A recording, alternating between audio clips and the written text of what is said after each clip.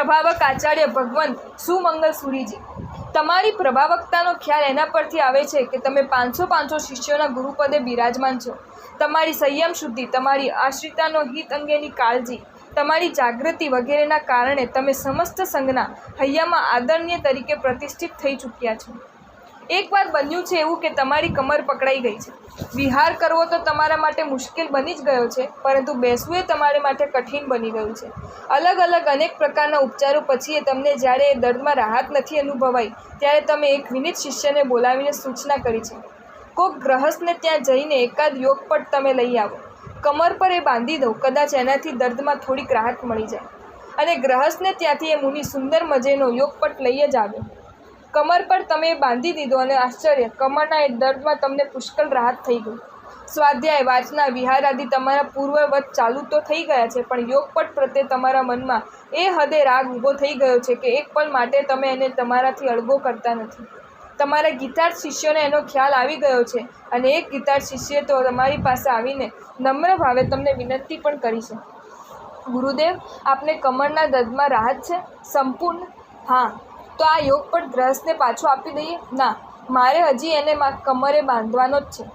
તમારા જવાબની સામે શિષ્ય મૌન તો થઈ ગયો છે, પણ એને પાક્કો ખ્યાલ આવી ગયો છે કે આ યોગપટ ગુરુદેવ માટે જરૂરિયાતનું કારણ ન રહેતા મૂર્છાનું કારણ બની ચૂક્યો છે। એ સિવાય કમર દર્દ રહિત થઈ ગયા પછી એને કમર પર બાંધી રાખવાનો અર્થ શું છે? પણ એને લાગ્યું છે કે કેટલાક સમય પછી પસાર થઈ ગયા બાદ ગુરુદેવને ચોક્કસ યોગપટ છોડી દેવા સમજાવી શકાશે, માટે હમણાં તો જેમ ચાલે તેમ ચલાવવા દો। પણ આચાર્યશ્રી, એ શિષ્યની ધારણા ખોટી પડી છે। સમય પુષ્કળ પસાર થઈ ગયો છે, એ પછી તમારી યોગપટ પ્રત્યેની મૂર્છામાં કડાકો તો નથી બોલાયો, પણ સતત વધારો જ થતો ગયો છે। અલબત્ત કમરે યોગપટ બાંધવાનું તો તમારું બંધ થઈ ગયું છે, પણ રજોહરણની જેમ યોગપટ તમે સાથે ને સાથે જ રાખી રહ્યા છો। વર્ષો પસાર થઈ ગયા છે અને એ મંગલ દિવસ આવી ગયો છે કે જ્યારે શરીરમાં કોઈ કસ ન લાગવાને કારણે તમે જીવનભરનું અનશન સ્વીકારી લીધું છે। મનને તમે શુભ ભાવોમાં લીન બનાવી દીધું છે।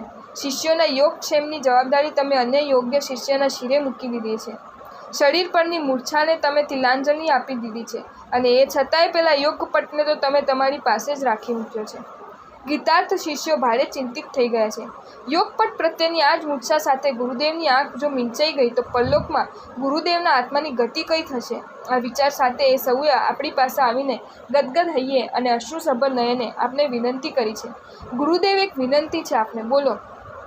પેલો યોગપટ, નાલાયકો, તમે એ યોગપટ પાછળ કેમ પડી ગયા છો?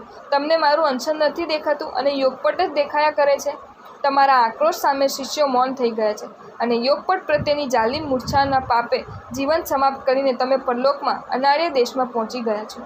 પ્રભુ, સંપત્તિના વ્યાજને તો એકવાર પહોંચી વળાય છે, પરંતુ પ્રમાદનું જે વ્યાજ ચૂકવવાનું આત્માના લમણે ઝીકાઈ જાય છે એને પહોંચી વળતા તો છઠ્ઠીના ધાવણ છૂટી જાય છે।